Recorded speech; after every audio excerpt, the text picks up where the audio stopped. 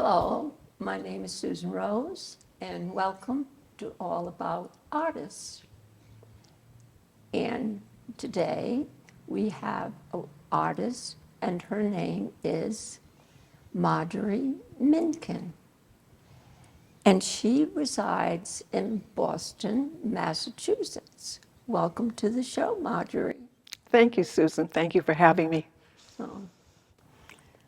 Before we start, I want to thank Dave Fabiano, Joanne Holbert, and Nicole Brown for making the show possible. Thank you so much. Marjorie, could you tell us when and how you decided to be an artist? Well, I think I actually knew I was an artist from a very young age. I loved painting and drawing. I also liked making things. And I was the classroom artist in grade school. And then in high school, I took art as a full-time course. So the high school I attended had 4 courses per semester plus a study hour. The second year in high school, I decided I wanted more of my academic courses, so I dropped art. And then I and my mother were called to the principal's office, and he informed us that I would not be allowed to drop art, but that I could drop the study hour. So I continued with, there were very serious art courses and my academic courses. And then when I finished high school, I did want to continue with my academic studies. I decided not to go to a full-time art school.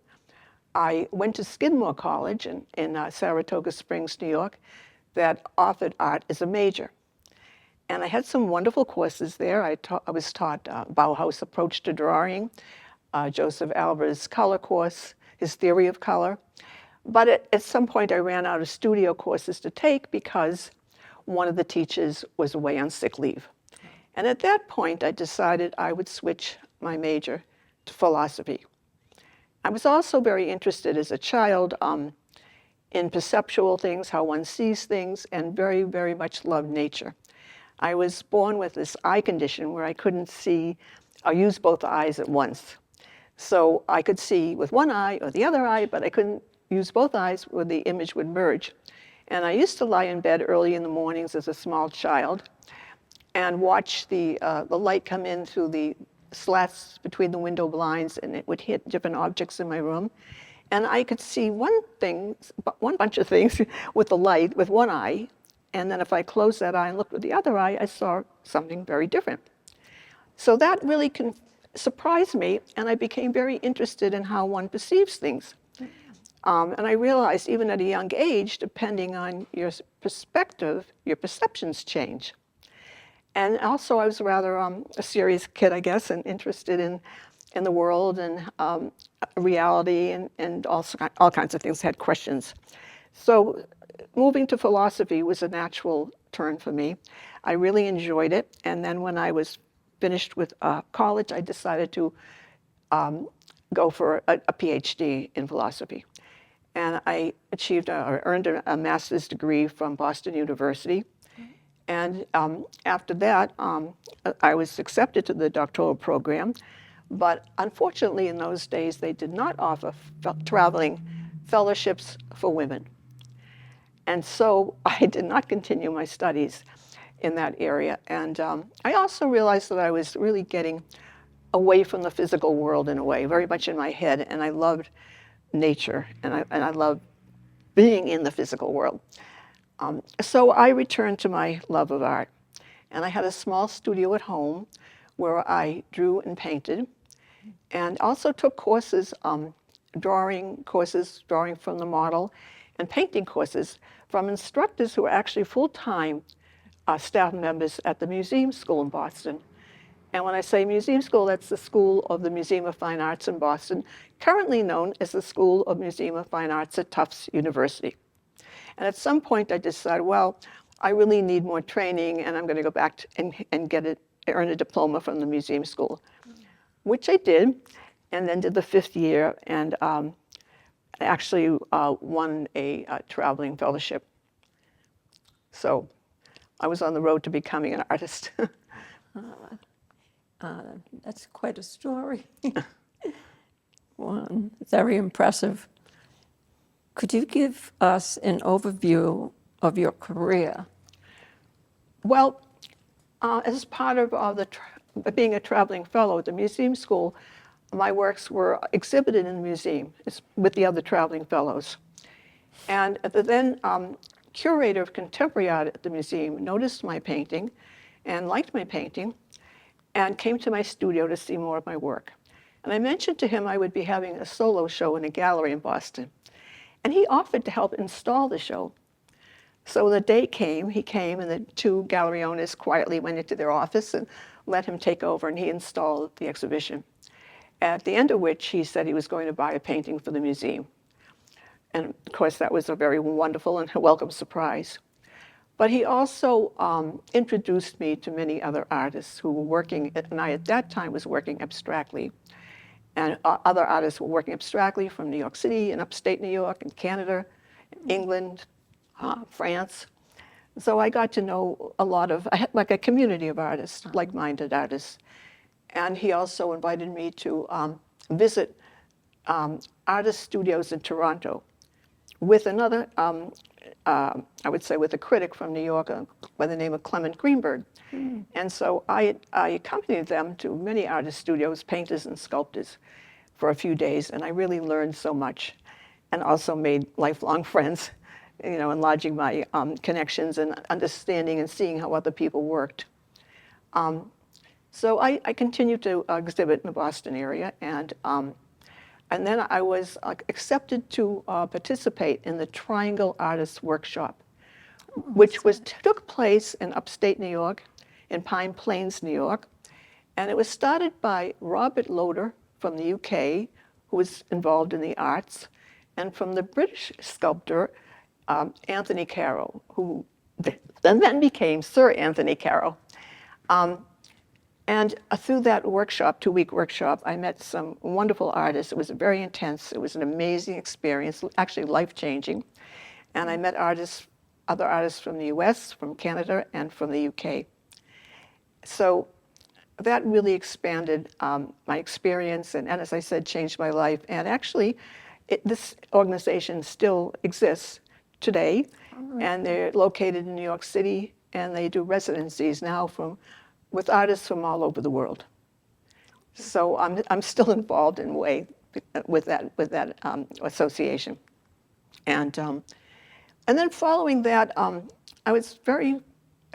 what happened was there was a French collector who was going to show a group of American artists, and he was going to open a gallery in Paris. And he invited me to be part of that group. And again, it was a group of artists that also were connected or followed by the curator, who was Kenworth Moffat at the museum in Boston. And so the French collector gave the group a name.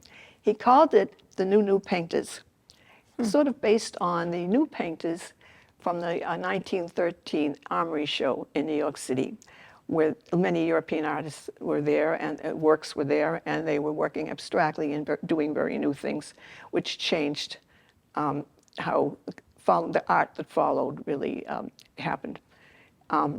So I got a lot of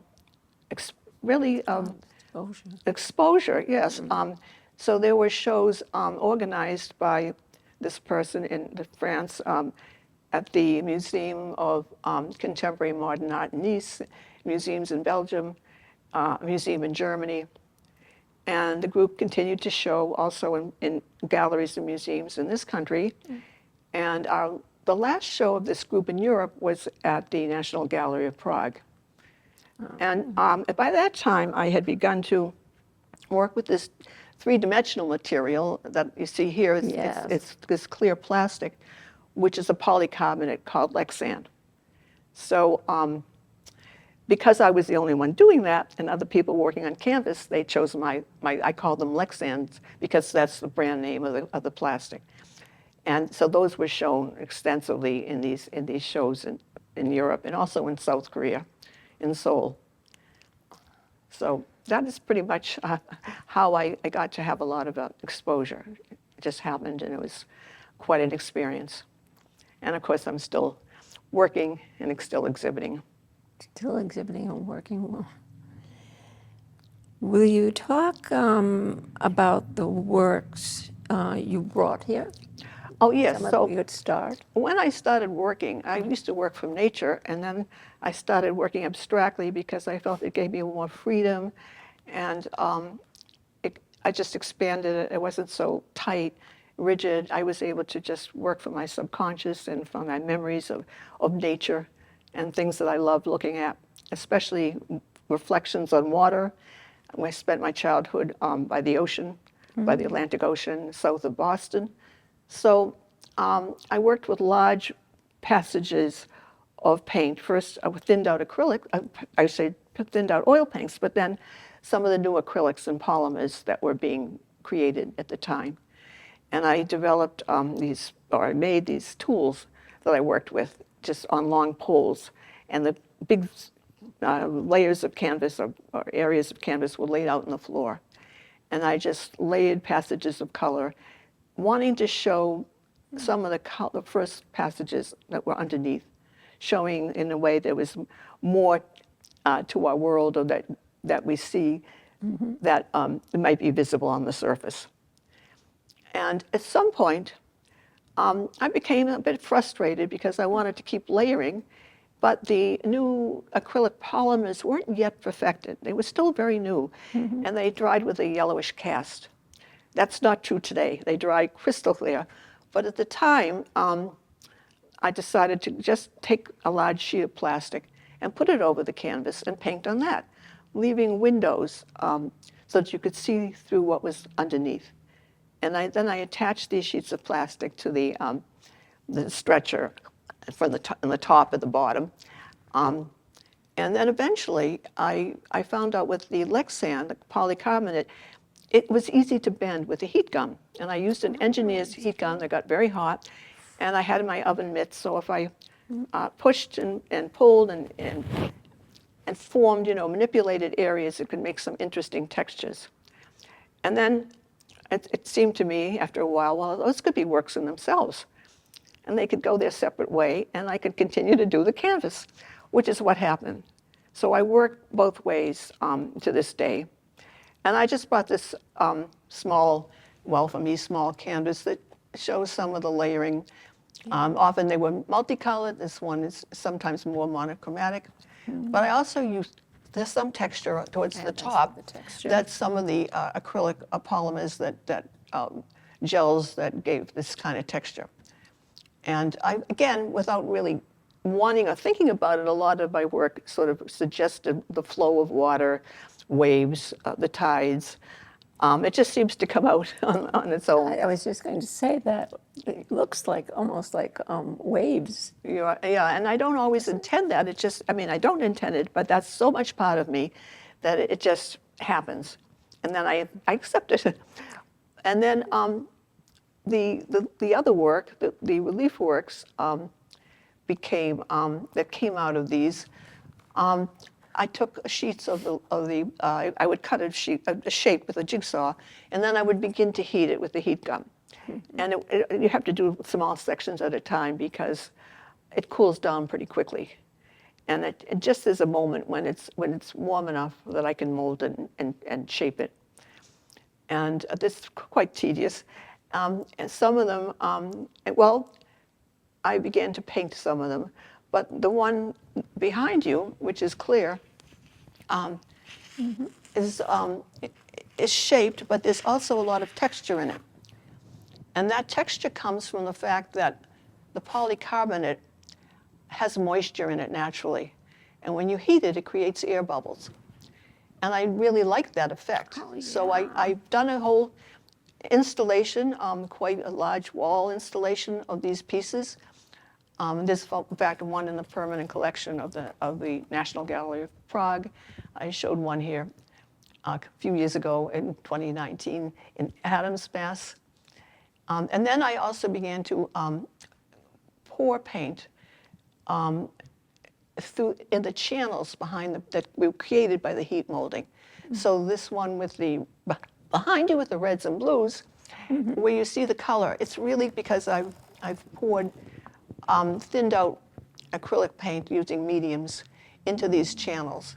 Once the Lexan, once the plastic is cooled down, if I tried to do it when the plastic was hot, it would burn the paint. And this one over here, the ones with the blues, purples, I like that is also a piece that had a lot of moisture, so you see a lot of that texture. Yeah. And then I painted it from the back.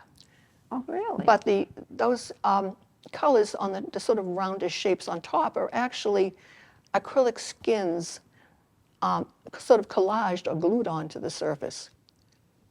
And I did a lot of those types of things, so whenever, the piece seemed to want it or need it. And I created those by pouring acrylic paint mixed with a medium on a sheet of polyethylene and then peeling them off. So I did that occasionally with not really with canvas, but I did some like that quite a few times. And at some point also, I learned how to create Lexan rivets. I tried some multi-layered works, and I was using stainless steel machine screws and lock nuts. And then I found out a way to make the rivets out of Lexan, so the same material is translucent. So the piece, this blue one here that has a few layers, is held together by the Lexan rivets. And it's painted from the back. Each section is painted before it's attached to another section. And then there's a few of those collaged acrylic shapes on the surface and some of the texture that comes from heating it. So that's sort of how the process evolved. But I was particularly interested in showing work that reflected light and that changed as you moved around it. Because I think there's, again, as you change your perspective, your perceptions changed. And I wanted to express that in my work. And even some of the canvases like this one have some iridescent pigment in it, light reflective pigment, which I often use. And often I use a pigment that changes color as you move around it. It's called interference. So basically, that's how I evolved this process. And I still work in both approaches, the canvas and the Lexans. I'm going to show you also a piece. Oh, yes, let's show the Yeah, piece. this piece is one of my table pieces. I guess you would have to call this a sculpture. Those I just consider relief works, and painted relief works. So I'm going to just try to see if I can move this a little closer. Oops, never mind, I'll just move myself. I can just move myself, sorry. Better. Well, it was going to, thank you, sorry. No, All right, no, so no, it's fine. so this is made up of 4 sections, and each section is bent and heated separately as clear plastic. And then I put them together to see if they're going to fit together. And when I'm satisfied with that, I take them apart and I begin to paint each piece one at a time, and then put it together again and just decide how I'm going to paint the second piece and so forth. And these are joined by a Lexan rivet. There's Yeah, a just rivet going to here. ask you that. Yeah, so that's one of the rivets, and they're very strong. Yeah, If the piece falls, and it has, unfortunately, time to time, they do not break. The piece doesn't break, neither do the rivets. So it's freed me up in a way so that I can make large wall pieces with several layers as well, and the rivets will hold the pieces together. The final piece gets either suspended by holes that I drill through the pieces, maybe by aircraft cable, or just attached to walls with holes drilled through the front of the piece with screws that go into the wall behind it. So, and I like using this turntable because actually I don't think that these pieces have any one particular side that's the right side. It's the right side. And I think Kind of it's like this one right yeah, here. but it's more interesting, I think. But Yeah. this is because of this shape here. The shape, I like this I shape. call it orange flamingos, this particular piece. Flamingo, that sounds like a good So- name for it. Well, I like the fact that you can kind of see into them and through them. Do you name your pieces? I do. That's because it helps me identify them and remember them. Uh-huh. So otherwise, I wouldn't. But This one is called Star Spin. The multi-layered blue one, there was something about one of those areas of circular pieces that looked like spinning. So, Where do you work? well, at the currently I work in Waltham, Massachusetts, near Boston, in a mill building. It's a late 19th century mill building. And I got this studio when I was still at the museum school. Basically, it was an open floor, and I took a tape measure with the landlord and measured out a space, rented it, and built the walls. And it's a really incredible space. It has high ceilings that go from 15 to 22 feet. And it's just been always a very special space. But I've also worked in a loft in New York City during the 90s. And more recently, I had a wonderful loft live-work studio in the Eclipse Mill here in North Adams. I loved it, but it got to be the time when I had to consolidate. And I decided that I would consolidate in the Waltham studio because over the years I had some very heavy and important equipment custom built for me to help me make my work. So I have a heating unit. It's a little more sophisticated, sort of like sometimes a stovetop that I can lower and raise it, because if you're working on a Lexan piece and you push it in, it's going to go too close to the heat and touch it and burn. So with a foot pedal, I can lower the whole section. And that's what you had built for you? Yes, and also I have a large table because I still work flat with canvas. And I began to use some of the same mediums that I use pouring here on canvas, but very controlled pours. But I'm still working flat. And it became a little more difficult to work on the floor. And so I have these tables that change heights. One table that changes height.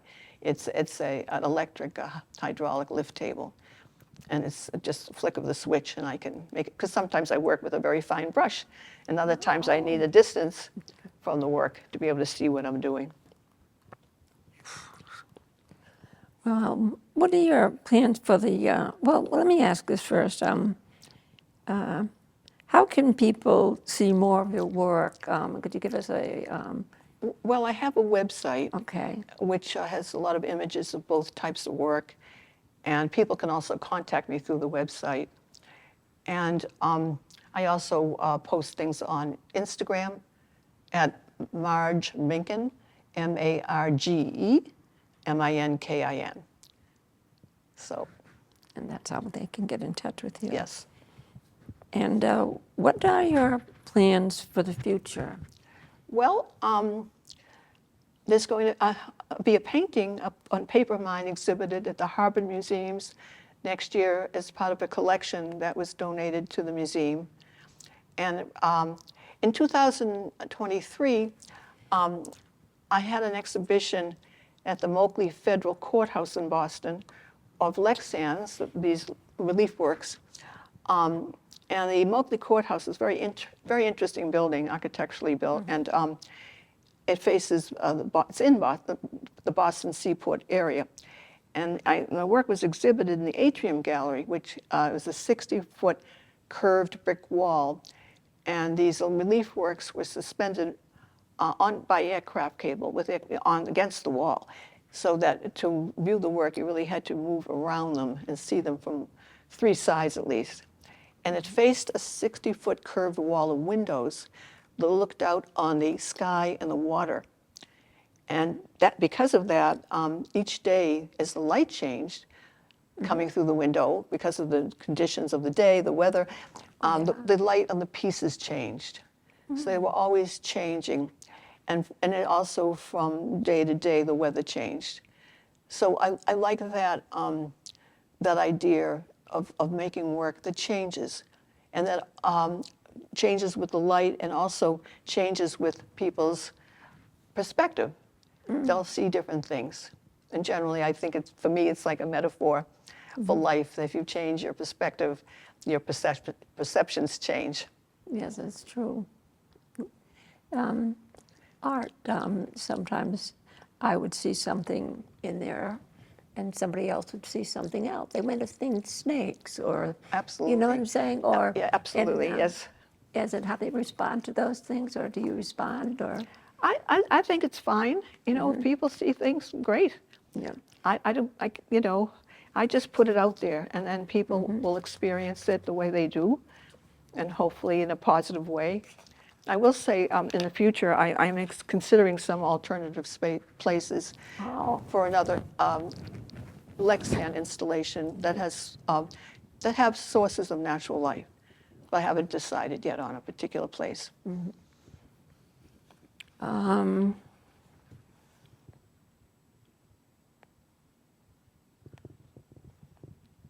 well, I don't think, I'm not sure that you wanted me to ask this or not, but how do you price your work? A lot of artists, when I ask that question, have a really hard job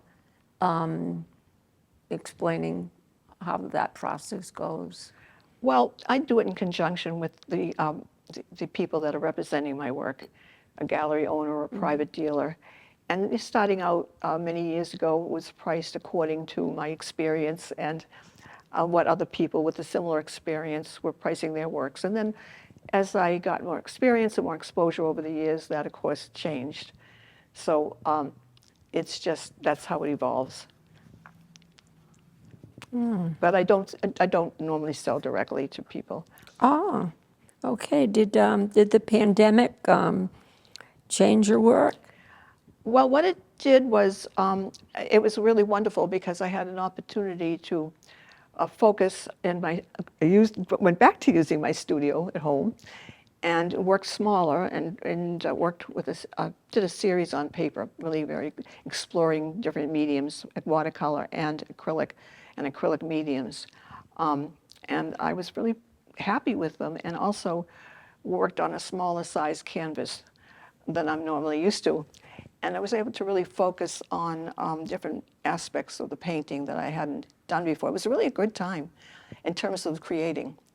I didn't have distractions. I was really able to focus That's true. on different things and the things that I was developing, and without just being disturbed and without having to leave my home. So there was an advantage. For young artists, what would you say to them? Just follow your passion. Just Follow your passion, just right? Just love what you do. do what's inside you. Don't try to Comes please out. anyone else. Just do it. Right, exactly. Trust your own instincts and what you need to say. Definitely. We have a minute left, Marjorie, and I want to say that all your friends just rave about your work and you, and I get that from you right now. I understand why they say that. You're a lovely person, and your work is absolutely fantastic. That's what they told me too. Oh, thank you, Susan. So I just want to say thank you so much for coming. Oh, thank you. This has been a I wonderful appreciate it. opportunity, and I appreciate it. Thank you. Well, we have now 30 seconds left. Is there anything else you want to say? I just say that we need art, and it's so fortunate we have it in this world. And for me, it's a source of healing, and it's something to share with others. And I'm just, I think this is what we need very much to save our world at the moment. Yes. Yeah. Yes. Well, I have to say goodbye, I guess. Thank you again. Bye. Bye-bye. Bye, everybody.